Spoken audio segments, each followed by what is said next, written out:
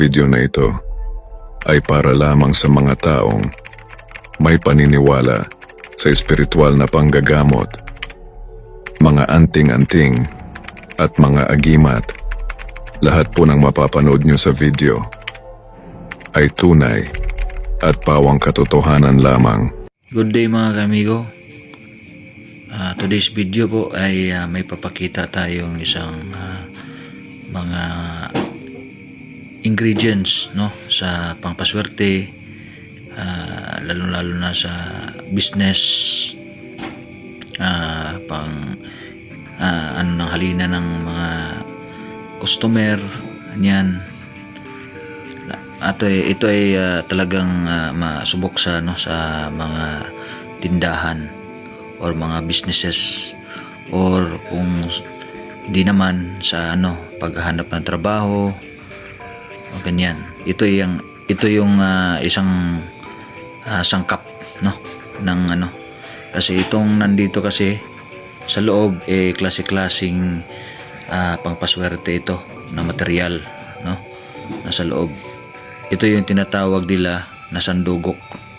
Sandugok to. So ito ay kinukuha pa nila. So kinukuha nila ito. Sa pagkakaalam ko, marami ito dito sa amin, lalong-lalo na sa may bandang Surigao. Yan, marami itong ganitong makukuha doon. At dito rin sa amin, ito yung mga pangkaraniwang karaniwang sangkap ng mga pangpaswerte. So nakikita nyo, samot-saring kahoy, dahon at balat ng kahoy, yan tsaka mga dahon, yan.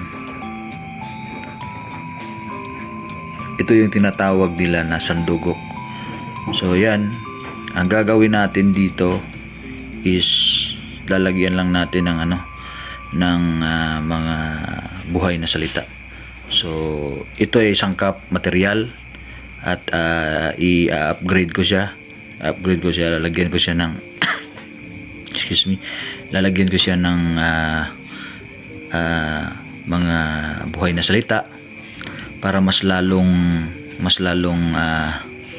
maging mas gumana o mas malakas yung karga o yung bisa, no, para talagang masigurado natin na makukuha natin yung quality o yung taglay nito, yung pangpaswerte, yung halina sa customer. At ko lang, take note lang din po, ito ay hindi panghalina ng babae.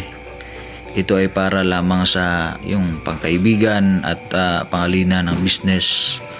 So hindi ito magagamit sa kasamaan.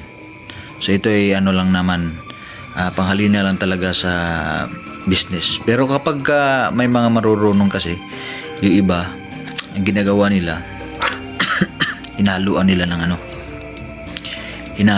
ng sangkap na yung mga buhay na salita na yung mga gayuma. So sa akin naman, hindi ako gumagawa nun kasi isa akong healer. Hindi ako gumagawa ng mga ganyang mga klaseng mga gamit. So sa akin bawal yan. So yun lang po yung i-share ko, at abang-abang lang po sa mga ibang videos ko pong gagawin, at yung finished product na gagawin ko na combine na kasama tong material at may buhay na salita na nilagyan ko at binuhay ko na rin. Abangan nyo lang din po yung finished product nun. So yun lang po, at mabuhay po tayo lahat.